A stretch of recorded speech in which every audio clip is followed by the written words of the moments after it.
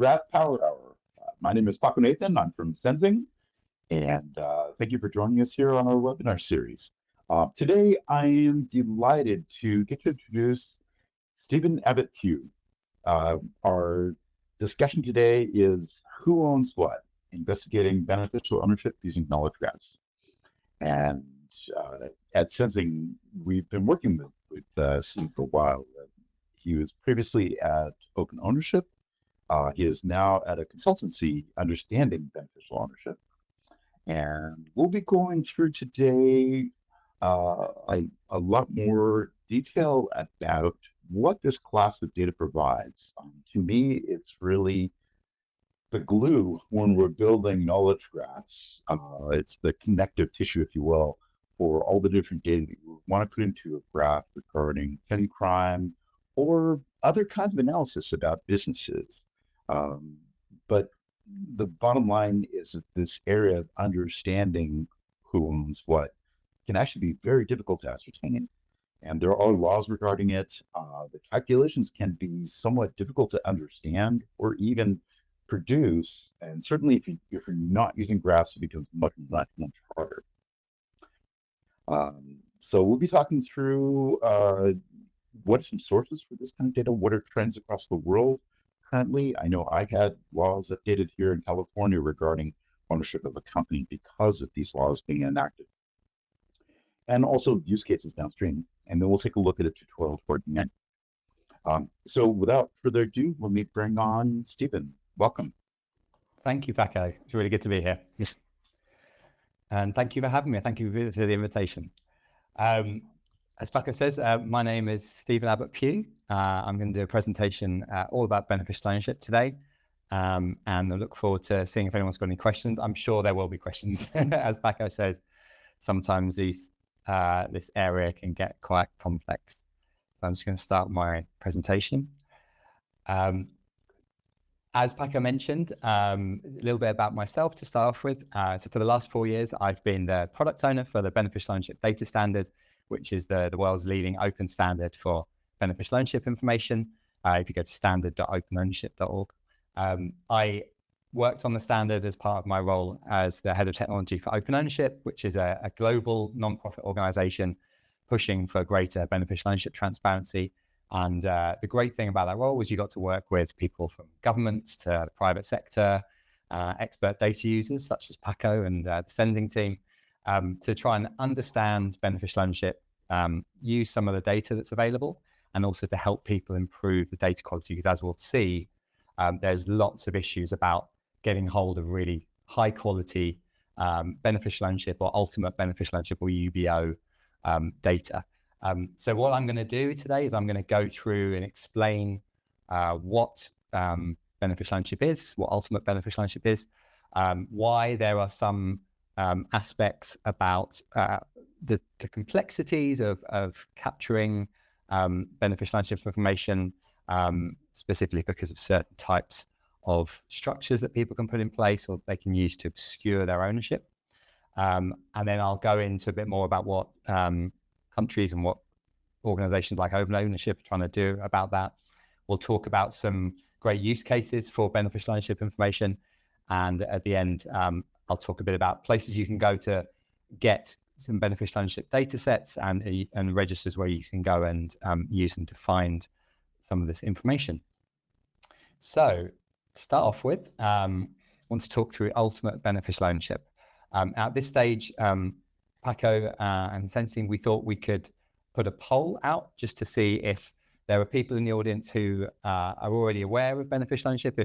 Hopefully the poll will be able to give you an opportunity to say what your role is at the moment, whether you are involved in customer due diligence perhaps, or sanction checks, or if your role around data is involved doing any kind of checks into the backgrounds of people behind companies. And we'll come back and I can talk a little bit about what that. So we've got data scientists. Fantastic. Okay. Thank you very much. Okay, so beneficial ownership. Now, the goal of beneficial ownership or ultimate beneficial ownership is tracing back how real people own or control companies or assets. So what you can see in the diagram here is we're trying to collapse complexity. We're trying to find the real kind of breathing human beings that are sometimes behind the scenes when it comes to locating the people who are owning a company or behind a trust, for example. So the goal of tracing beneficial ownership, which resonates a lot with the reasons for using knowledge graphs or carrying out entity resolution, is to link those companies back to actual people and see through these layers of complexity. So what we really want to understand is how those people own, control, or benefit from companies or from assets. So knowing that kind of information can often be a crucial part of a wider investigation, as Paco mentioned, such as carrying out customer due diligence, checking if someone is sanctioned or what they own, if what they own should be sanctioned, and also, for example, like monitoring supply chains. Now, a challenge globally around this is that countries, they have different definitions for what the beneficial owner is. So I'm going to offer one definition here. This slightly changes from country to country, so that's worth bearing in mind, but it has the key elements of beneficial ownership as a field. So a beneficial owner is a natural person who ultimately owns a legal person, like a company, or a legal arrangement, like a trust, can benefit from its operations and profits or control its activities. So very clearly in there, and this is enshrined in laws in over 100 countries now, and it's pushed for by a range of international standards.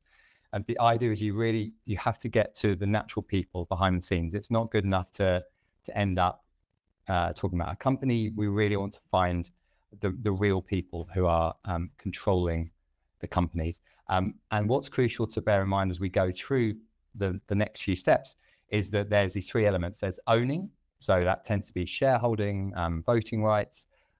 There's controlling, so that can be someone who sits on a board or has the ability to appoint senior management or conduct other activities for a company or something else, and benefiting from. So that could be, even if you don't have any shares and if you don't sit on the board, maybe you get the right to use a speedboat or a mansion or something that is owned by a company. So that's another element of beneficial ownership.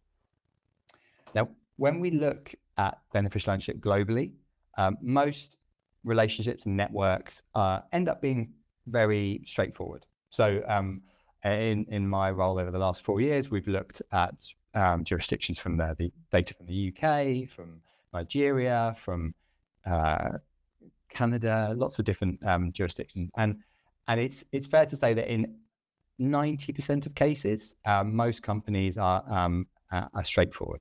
The people who are the beneficial owners are quite close to the company. Often they might be the directors, or they will be the majority shareholders. So they could have 100% of the shares, or they could perhaps have 50% of the shares each. But as anyone who gets into the area of beneficial ownership can appreciate, things can get quite complex. And there's lots of examples where people use complexity, or they use opaque structures in order to obscure the fact that they are the beneficial owner behind the scenes. So the example you can see here shows that there's a beneficial owner who is linked to a trust. So we'll go into trusts a little bit later on, because they're a bit of a tricky area when it comes to uncovering beneficial owners. And perhaps that trust then has been appointed to control companies. So the companies have the trust linked to it, and then those companies own other companies. So if you're investigating the company in the blue circle on the right, and you're trying to get back to the beneficial owner on the left, you really have to dig through a lot of layers. And so if the identities of the people who own, control, or benefit from these entities remain hidden, governments can't know in a lot of cases who's bidding for a contract. Companies don't know who they're doing business with. People don't know who are financing new political parties, and law enforcement can find it very difficult to find money laundering, for example. So what I'm going to show you now is a real example. Hopefully people can see this on their screens. It's a little bit small, of the person who at the time was the world's richest head of state. So Andrej Babiš, who was the Czech prime minister starting about 10 years ago, was a billionaire several times over from running the Agrofert company, which is a large company doing lots of work and having about 250 subsidiaries in the Czech Republic and in across the region.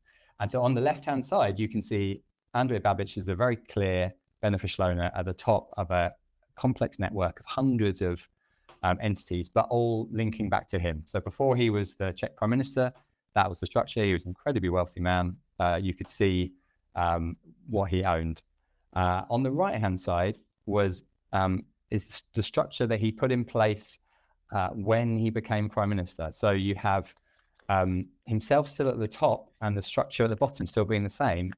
In between, you have two trusts that were controlled by people including his wife and his lawyer, with the idea that he was no longer in charge of this. And unfortunately for Andrej Babiš, this led to a large number of investigations because procurement law in another EU country meant you had to trace the ultimate beneficial ownership.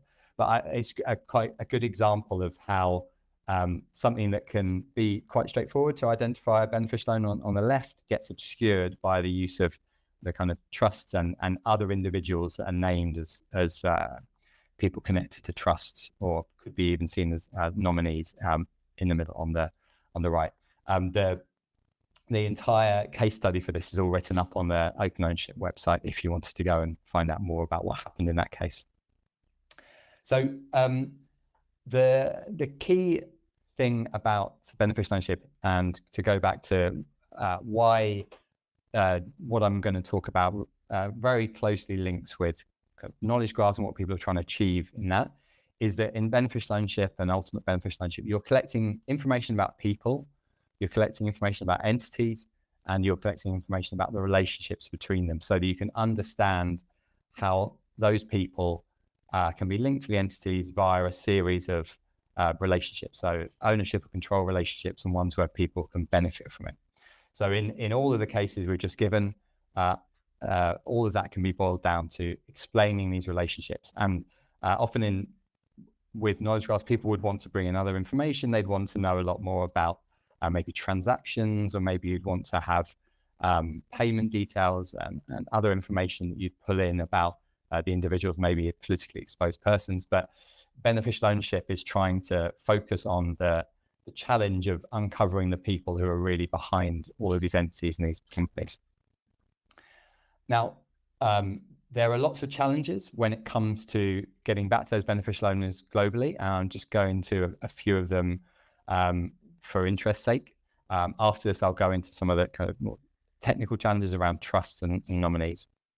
So the first thing to say is that as identified by the Financial Action Task Force, the OECD, the World Bank, the UN, everyone all over the world, beneficial ownership is a very fragmented landscape globally in terms of the kind of legislation that's out there, the data that's available, how countries have adopted different laws, and also how they define beneficial ownership. So it's different in different places. And for the last 5 or 6 years, multiple international standards, including the ones from FATF, have been updated to try and crack down on this area and to get countries to do more to align the ways that they are collecting this information and to have better information, because it's been so difficult to trace ownership chains, especially when they go international, especially when they go through other jurisdictions, as we'll see in another point below.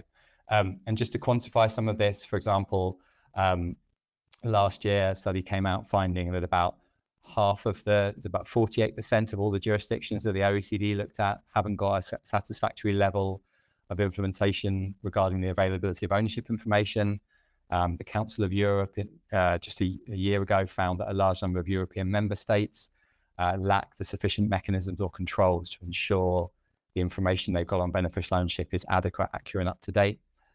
So it's a real challenge, but lots of countries have promised to do better, and we'll go on to that a bit later in ways that people are changing things. Another challenge has been who can access beneficial ownership data. Now, everyone agrees that it's very valuable, but there was a particular court ruling from the Court of Justice of the European Union in 2022, which found that the EU, or the European Union, which had been pushing more and more towards better quality data, more public data, more open data, actually they found it had gone a step too far, that it was at risk of infringing on individuals' right to privacy. This was a ruling in 2022. And so what's happened is that now the European Union has kind of taken a bit of a step back and moved more towards a model of what they called before and now calling again legitimate interest access. So this recognizes that lots of people, so journalists, civil society organizations, investigators, they have legitimate interest in accessing beneficial ownership data and information. Therefore, they should be able to access it. And the EU passed a new AML package last year, and those rules are being rolled out now across the whole of the EU. And eventually, in the next year or two, that should mean that everyone who can qualify as a journalist or someone who's from a civil society organization can go to a European authority, prove that they have legitimate interest, and be given access to data from across Europe. So some of those rules are still yet to come out, but it's fantastic to see that Europe is still pushing forwards on making sure that the right people have access to this information. As I mentioned earlier on, there's still a large number of cases where people are exploiting legal differences or loopholes between different countries. That's especially true when tax havens or secrecy jurisdictions are involved. The people like the Financial Action Task Force, they have a process by which some of those countries are starting to be grey listed or punished for not acting more on beneficial ownership, including the British Virgin Islands, which is one of the very notorious secrecy jurisdictions, which was just grey listed this week.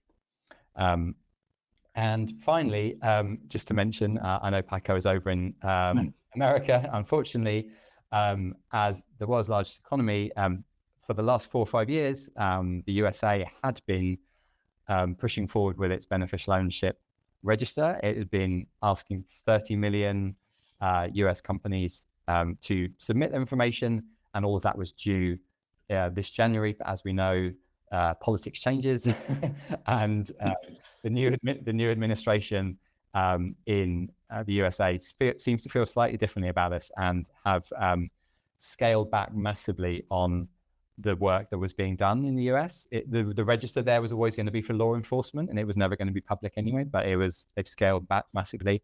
I just thought that I wanted to highlight some fascinating work by a researcher called Molly White on this next slide, which basically shows how complex the ways that the Trump family own or control companies around the Trump meme coin and various other activities that have been announced happening at the moment. So I thought it was a kind of interesting counterbalance to the fact that lots of jurisdictions are doing lots of things, but the USA unfortunately has removed a lot of the funding and rolled back a lot on the legislation that they were pushing through up until the start of this year. So yeah, so that some of those are some of the reasons why internationally it can be difficult, because there's different rules in lots of places. Now, what I wanted to go into now is a bit more about some of the technical challenges when it comes to beneficial ownership, because of some of the types of entities that can be involved and some of the relationships that people can disclose when they are publishing beneficial ownership information. Now, there's a kind of wide range of issues we could talk about here. Lots of public listed companies are exempted from publishing their beneficial ownership information because they're on a stock exchange. So you have to dig through their annual reports. For example, you can't get up-to-date information as easily. Companies or enterprises that are state-owned are seen as special cases, and they are often exempted as well. Huge investment funds that control large swathes of economies, again, they're seen as complicated, so they aren't under these normal rules. And as I'm sure Paco will talk about a bit later on, we go into example, there's lots of challenges around beneficial ownership when it comes to the lack of IDs and verification, identifiers for people, etc. But what I wanted to focus on here is two particular areas that are of quite a lot of focus at the moment here internationally around beneficial ownership. So those are around trusts and around nominee relationships, which can often pop up and be used in beneficial ownership networks to hide the beneficial owners who are really behind the scenes. So trust. Now, this is where I have to apologize for my countrymen. I'm from the UK. Trusts are an ancient mechanism that dates back to around about the 11th or 12th century in England. It goes to show how far they have come from their origins, that they are currently a huge problem in the global financial system. But a trust originally started off as a thing that someone like a knight could use when they were going away and they wanted to leave some property in the hands of a trusted person. So they were leaving and they had something of value. They wanted to hand it over in terms of giving responsibility to someone whilst they were away. And they also wanted to say, you know, if I die while I'm away fighting, then you can give this to my family, or you can give this to my son, or you can give this to someone else. And so there was the origins of this kind of structure was set up where someone who was a settler, so a person who has a property, gives the ability to a trustee that trustee will oversee property linked to a trust or assets linked to a trust on behalf of a beneficiary. So ultimately, the trustee was just supposed to be a kind of caretaker, and the beneficiary would be the person or persons who could get that property in the end. But over the years, and because of legal precedent, this system has been polluted and it has been abused to the extent of which now we can have companies involved where companies are listed as trustees. There's trusts that are used to obscure the ownership of assets, but also the ownership of companies. So in general, the beneficial ownership of trusts globally is a lot more opaque than the beneficial ownership of companies. So they can often be seen as just popping up as just a reason to be more opaque. But the challenge here technically comes in when different laws in different countries will count all of the different people you can see listed there. So all of the bubbles that have a person in them could each be seen as the beneficial owner. So is the beneficial owner the beneficiary who stands to ultimately benefit? Is it the settler, who's the person who has the asset in the first place? Is it the trustee who's controlling the asset? You can see how trusts mix all of these roles together so much. And so in most cases, the Financial Action Task Force actually asks for the disclosure of information on all of these roles, or the collection of information on all these roles, so that when a trust pops up in a beneficial ownership structure, you can understand the different roles that individuals might be playing in that trust, especially if someone is abusing it. So perhaps if someone's, let's say the settler is a rich oligarch and the beneficiary is their child, then the whole thing could be seen just to be setting it up so that they can ultimately still carry on controlling everything. So just to give you a quick example, the latest research from Transparency International UK found that currently they estimate about £64 billion of property in England and Wales is currently hidden behind trusts like this, where it's very difficult to work out the people who are behind the scenes. So trusts are a large problem internationally and growing. Another major blind spot that people can often have when it comes to beneficial ownership networks is nominee relationships. So this is where someone, as it suggests, nominates someone to act on their behalf. So to carry out official duties when it comes to a company or another entity. And whilst a lot of those can have legitimate purposes, the World Bank and the Stolen Asset Recovery Initiative, or STAR initiative, from the World Bank and OECD in 2022 found that these nominee relationships constitute a major vulnerability in the ongoing campaign to curb the use of untraceable shell companies in financial crime. So a lot of the time there'll be a nominee or someone acting as a nominee, and you won't know that the person who's the nominator who nominated them in the first place. Again, the international rules are getting very clear on this. Nominee directors, nominee shareholders should never be the beneficial owners. So it should always be that the nominator is named, but these pop up so many times that it's a challenge. But despite all the challenges and despite all of the issues that there can be around understanding beneficial ownership, there's a strong international consensus in still a few areas. So beneficial ownership information is of great value to all those who are investigating or seeking to understand the activities of individuals and companies.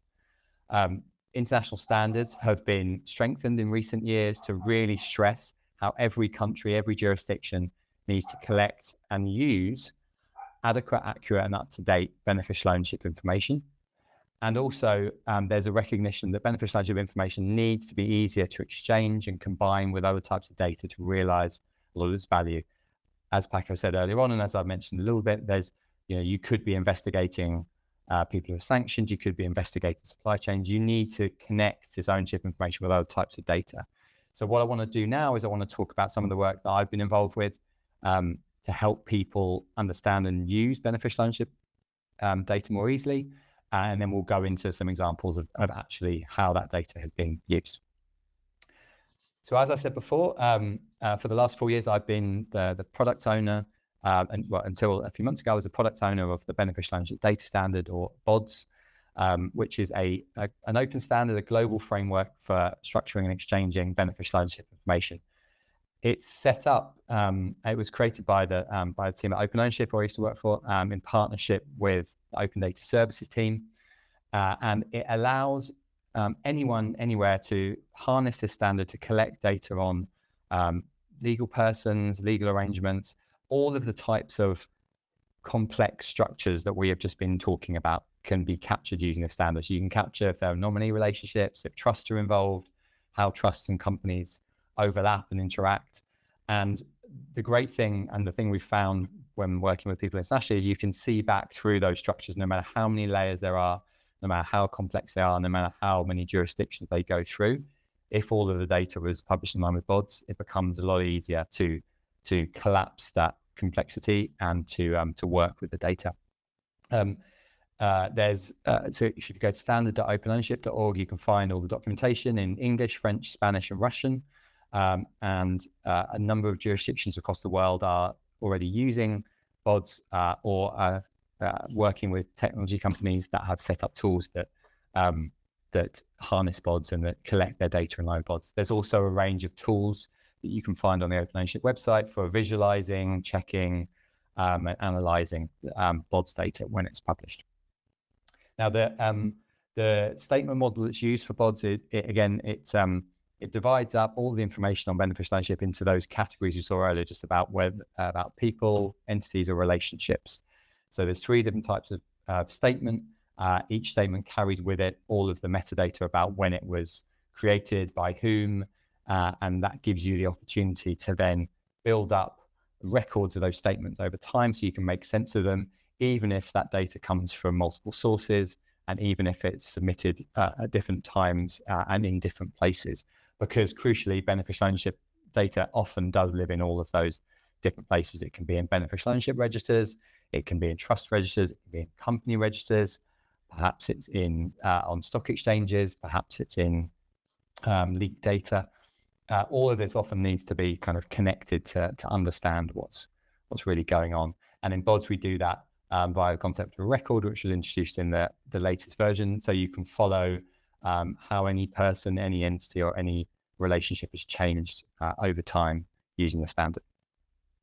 So what I wanted to go into now is a few of the specific ways that data has been used. So as I said, the world needs to move from the situation where people are just collecting beneficial ownership information to showing that they're effectively using it and that they're checking it, they're looking for any risks there might be in the data, any actors or people they shouldn't be working with, And so I want to show some examples of how people are doing that and the ways people use data so that they can check into some of those, explore some of those use cases. And then Paco will come in and give an example that he worked on and delivered really recently.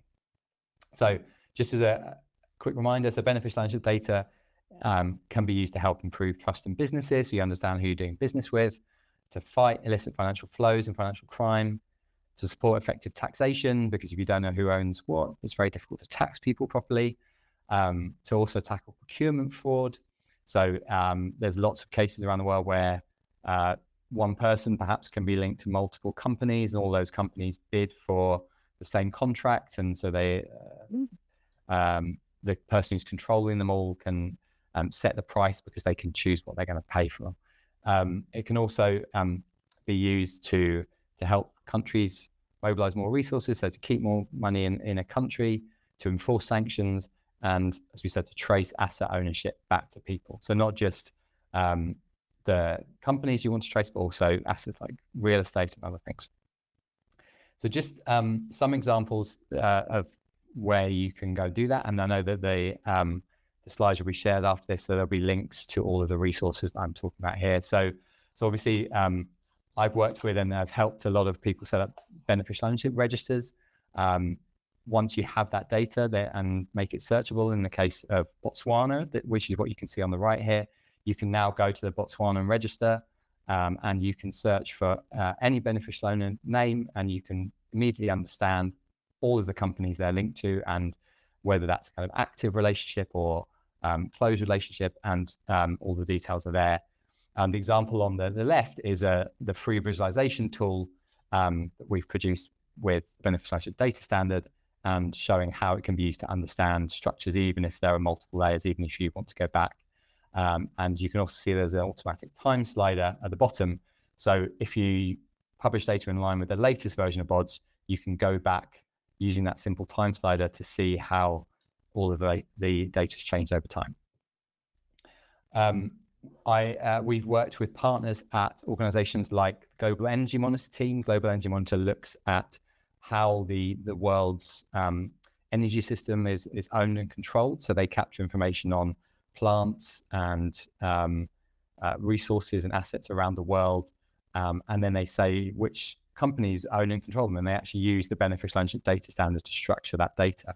So then what they have done in this example is they've then taken all of the child companies, linked them back to parent companies, and discovered that some of the world's biggest oil and gas plant owners, the ultimate parent companies, have not been declaring all of the emissions they should have been a lot of those places. That's one example of these networks that can be used.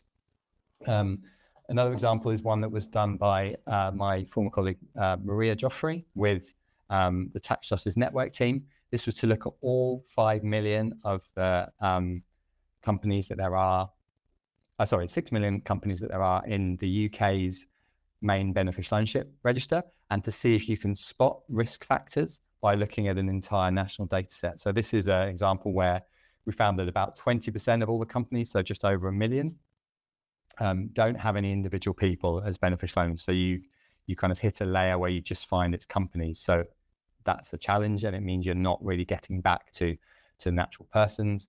There are also people who are connected to hundreds or thousands of entities, and there's lots of people who have multiple interests in entities, where you need to really understand all of that to make sense of the data. Other jurisdictions, this is an example where the Global Transparency Institute took data on beneficial ownership from 6 European countries, combined it with all of the procurement data from those countries, and using some of the kind of techniques that, around knowledge graphs and combining data from multiple sources, they were able to apply risk checks and risk indicators to that data, and to show that they were significant, that they had got significant results, statistically significant results, in applying the kind of academic practice of seeing whether there were certain things about how companies are owned or controlled that are provable risk factors, that should be taken into account when it looks at public procurement. So this was across 6 countries in the European Union, and they used a couple of the beneficial ownership data sets that Open Ownership published to do that. Another example from our friends at the GraphPowerHour team, again, all of the resources that I'm talking about here will be linked to, was a piece of work, a webinar that I did with them last year, all about how to connect ownership data that's published in line with the beneficial ownership data standard back to spot sanctioned individuals or politically exposed people who own companies. So as an example, leveraging Neo4j and combining all of those data sets in the Hume product that the GraphPowerHour team use. There's a full webinar and examples given about how that was done and how that was achieved, which will be linked to when all of the resources are shared. And also I wanted to, just before I hand over to Paco, to mention that not only is Open Ownership and my former team there produced the beneficial ownership data standard, and it's all fully open and anyone can reuse it. There's also a connected RDF vocabulary for BODS. And so all of these resources are all up to date for the latest version of the standard. And that allows you to take any beneficial ownership data that's created in line with BODS and to represent it and use it as RDF if you choose to. So all of these resources, again, available from the Open Ownership website and will be linked to when we share the final presentation. Now, to hand over and give full credit to Paco, who is one of the expert users that has been using BODS data recently. I wanted to give him the opportunity to talk about the webinar that he ran recently with the Kuzu team. Thank you. Thank you very much, Stephen. This is fantastic information. Just to add here, recently for the Knowledge Graph conference in Manhattan, Prashant Rao, who's at Kuzu, Prashant and I put together this tutorial showing how to use, let me bring up here, actually, bringing this on the screen. There you go. So there's a repo on GitHub. There's also an article we just put out. But the gist of it is that we take open ownership data, which provides the linking, the trace of who owns what, as well as open sanctions data, which provides information about certain types of risks. As Stephen was mentioning, people and companies who have been sanctioned, also politically exposed persons, various kinds of risks that you would encounter if you're doing an investigation, whether it's for supply chain or for KYC or investigative journalism or any of these areas. But in particular, we've taken sections of the data that did include some known fraud rings. And there's one case that we zoom in on. So we're showing how to take these two data sets, run entity resolution, and then you get the elements for constructing a graph, build that graph in Kuzu, and then using YWorks to show interactive visualizations. We also apply some graph algorithms to sort of focus the lens, if you will, on where would be the likely interesting subgraphs. And then within those subgraphs, who would likely be a person who's very much in between the different assets that are being used. So it's interesting because we did have a few graph experts who went in without a lot of, say, fraud background, anti-fraud background. And once they started working with this data, working with the graph algorithms, immediately asked about a couple of individuals who popped right out, who in fact are the ultimate beneficial owners in those particular fraud rings.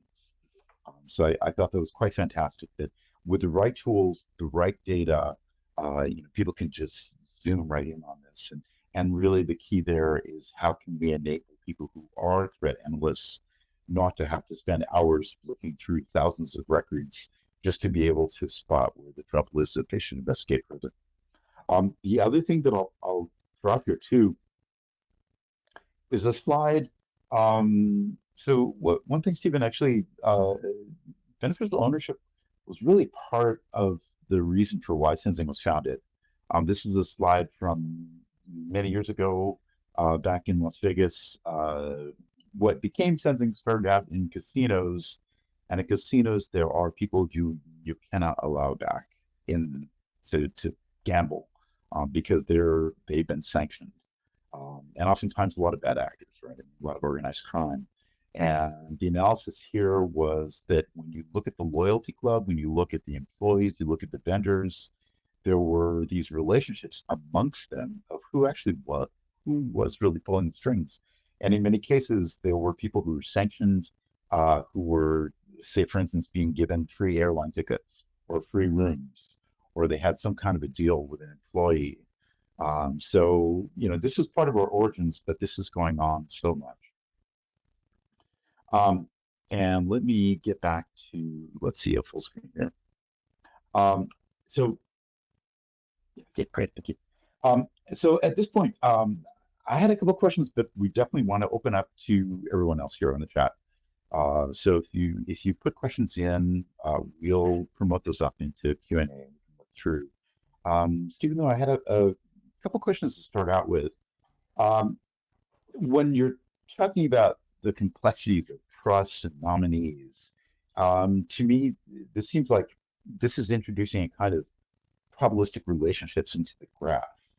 Is that fair to characterize it that way? That there could be different lines of ownership, and therefore we really have to track all of them. Yes, yeah. Unfortunately, that is the case, and a lot of the legislation is not written in a way that's kind of thinking much about the data that's going to come out at the end and the best use case. But yes, there are multiple people who can count as beneficial owners, including in different jurisdictions. So in the example I gave right at the start of Andrej Babic from the Czech Republic and Slovakia had different definitions. And so, he was counted when you looked from one perspective, but not from another. So yeah, in a similar way to what you can do in NC resolution, is often key to really capture all the information you can to build up that better understanding and to try to get as close as you can to the truth. But yeah, the whole of BODS is designed with the idea that you'll have multiple overlapping information on beneficial ownership that could all be true or could all be truly submitted, but may still be contradictory because someone could say one thing to one register and another thing to their bank, for example. So yes, it's definitely true that those kind of approaches need to be used. So it gets really interesting from a graph perspective then, because number one, I mean, this is probabilistic representation, probabilistic relations in the graph. There's also this aspect, as BODS is modeling, of temporal. There are changes that are occurring over time that you really need to track to understand the full picture. And then thirdly, to some extent, the beneficial ownership is a kind of recursive definition. And that is much, much harder to capture either in the legislation or the graph representation. But I mean, I think it's important for people to understand just how difficult some of these calculations can be. Yeah. And there is, I mean, I've heard from people in jurisdictions that I work with who've dealt with 40 layers of ownership that they had to try and see through. Generally in Europe, there were some rules that are being proposed at the moment that try to nail down what you can mean by complexity. So it's if nominees are involved, if trusts are involved, or if there's more than 5 layers of ownership. The European Banking Authority has kind of put forward this idea that you could then say that is complex.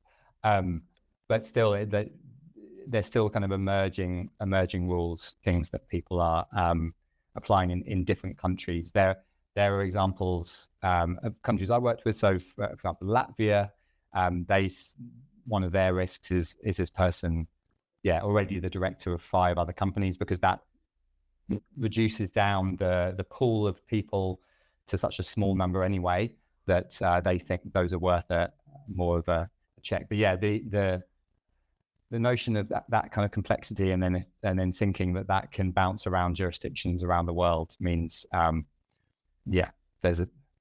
can be a lot of work to do. but to be honest with you, in a lot of cases right now, these things are manual. People are not exchanging the data. It's I've hit a brick wall because there's a British Virgin Islands company. I've submitted a request, even if I'm law enforcement, and you wait months and you don't hear anything.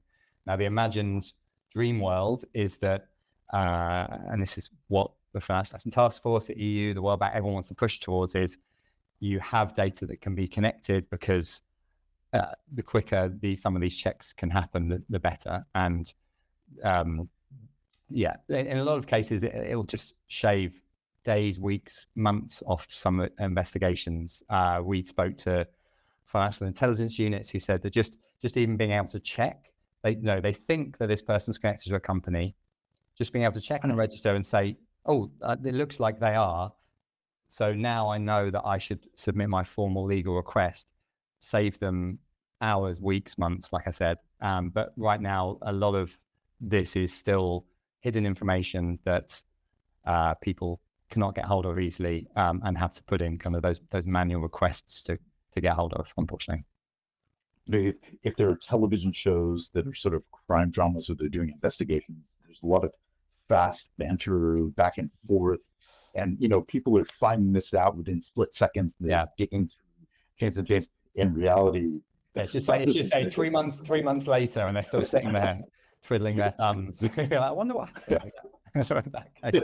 Yeah. Well, to that point, we have a couple of questions actually. Bradley was asking if you could speak more about the UBO federated search tool, which had been prototyped at Open Ownership. This would be useful to explain to stakeholders about some of the challenges with searching different repositories, etc. Yep, absolutely.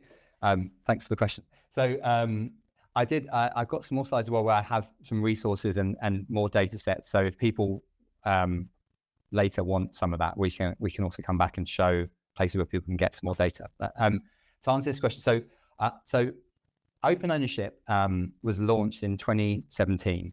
And at the time, as I said, European legislation was pushing towards more and more public data.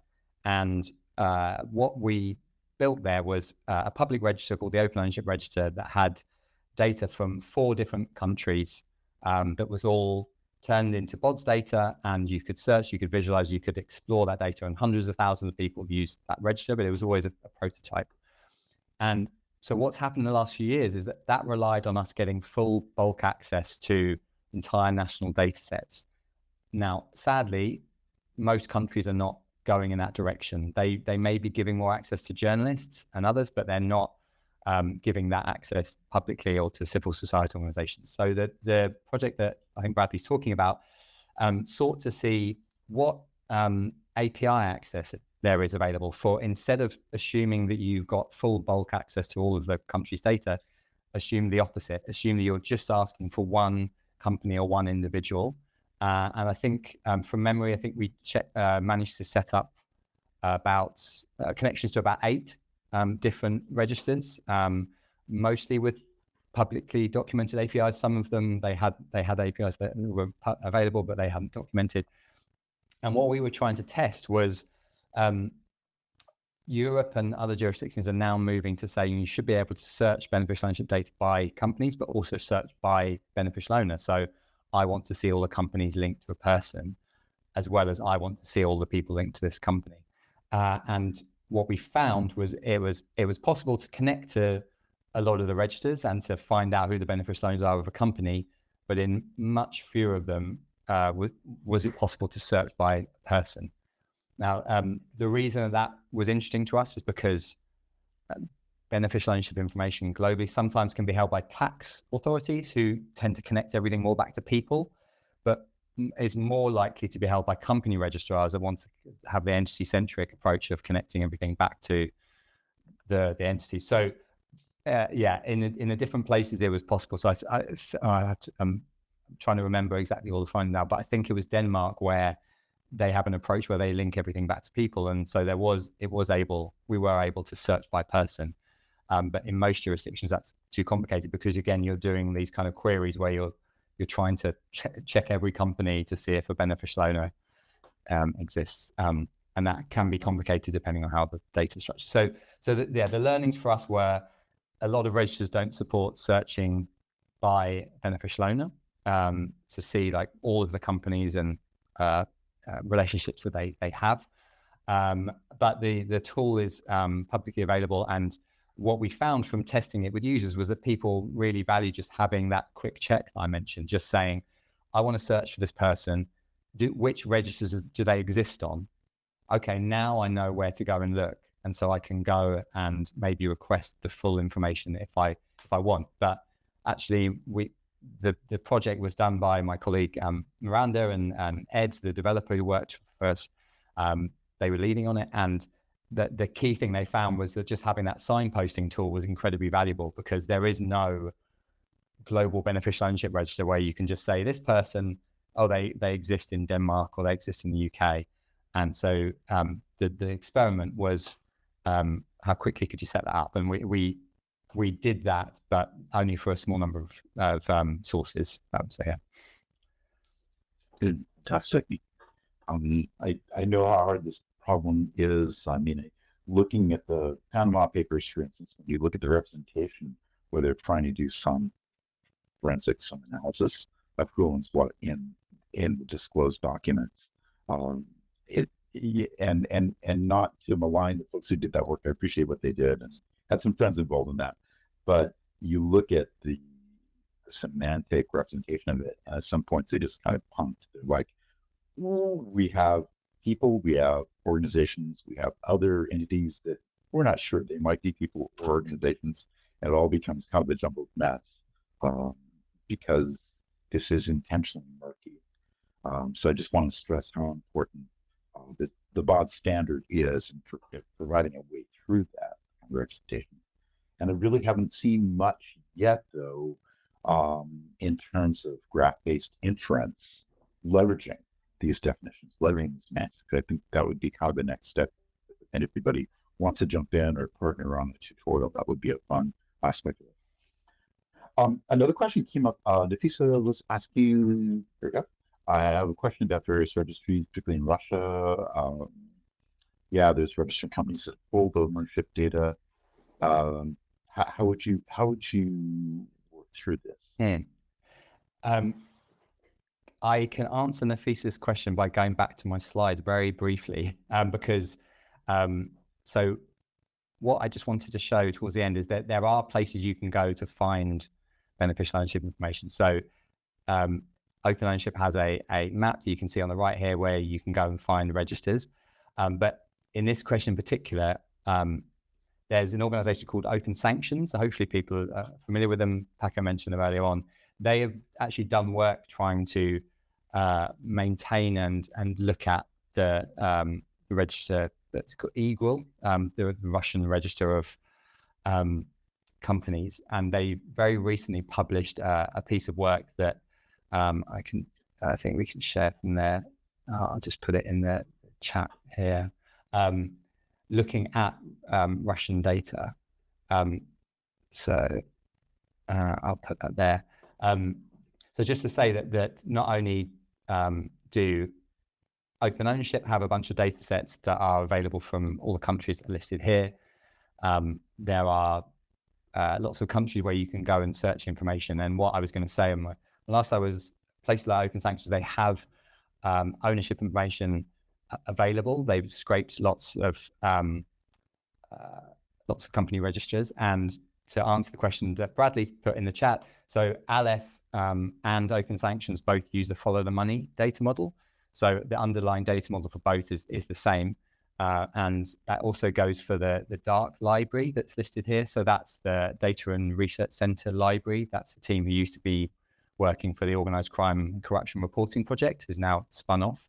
But it's a kind of fascinating resource where everything that's been created using the follow the money standard is available there. So some of these resources, everything's available as open data for journalists and civil society organizations to use. In the case of Open Sanctions, Global Energy Monitor, Global Media Registry, Dark Library, they all have company ownership data and beneficial ownership data that's available that people can can use. So in the case of Russia, the registers were shut down when they invaded Ukraine, and they took things offline. But people are trying to see what they can do in terms of making sense of some of the information that's out there. What would be, I mean, to follow up on that too, what would be the relationship then between the BODS standard and follow the money? These are two controlled vocabularies, and they fit together? So there's been work done to map data that's produced in BODS to follow the money. So that's been done. So there's basically a much wider range of assets that you can capture information on in follow the money. So it can be, there's planes, there's money, there's Bitcoin, whereas BODS focuses in on ownership and is very specific about that. Follow the money is trying to connect people back to any assets that are involved in that space. So it's a kind of different approach, but the BODS data has been mapped to follow the money, and they're complementary, but it's just we're a bit more prescriptive. So they've got a million different ways to say certain things and to capture certain roles that people have, where we're trying to get things to be more standardized internationally. Yes, and I could see again very much this idea of leveraging graphs for inference or any kind of reasoning, chain of thought, etc. The BODS standards providing kind of definitions you really need to be able to make those kind of judgments and calculations. One of the questions though, Stephen, one thing I've been curious about is when did beneficial ownership regulations, when did this really start to come into play? Like what kind of time frame? So the bulk of changes have been in the last 10, 15 years. So since about 2012, 2014. So there have been various reports around 2010, 2012 that then led to kind of legislation and changes around then. The Panama Papers was about 10 years ago now. So that was 2016, 2017. So the European Union had been moving on this in the kind of early 2010s. And then that meant that a number of beneficial ownership registers started being set up around 2014, 2015. So Ukraine and the UK were some of the first to have kind of public ones. The concept of beneficial ownership goes back centuries. I've looked it up on the UK Parliament. It's mentioned in terms of farming and we talked about the knights and everything. But but in terms of registers, it's only been in the last 15 years. So actually it's been quite fast in terms of pace of how some areas of legislation change. But what we're seeing and what you see all around the world when you start to look and dig, as I do, is countries that are changing laws that have been sitting there for 75 years. So, for example, in Malaysia recently, their trust law has been updated for the first time in 75 years, or a Companies Act that was published in the 1950s that needs updating for the first time. And so, countries are moving, but still we're a long way from having the information that people can make use of. Felix had a question. What are necessary red flags or indicators suggesting efforts to conceal the beneficial owners in corporate structure? As I said, various academics and people are trying to quantify this. And there is research that's coming out about that complexity. So that the Transcrime team in Italy have done great work around this, looking at Italian beneficial ownership data and publishing lots of research. But so it tends to be when they're multi-jurisdictional, when they involve certain blacklisted countries or tax havens or secrecy jurisdictions. As I said, there's some kind of coalescing internationally around the fact that 5 layers of ownership is seen as complex, and that might be an effort for people to conceal ownership. And also something that really comes in when you start to look at address data is where companies are registered at incorporation companies. So are there thousands of companies also registered the same address? There's lots of different things that red flags that people use in different contexts.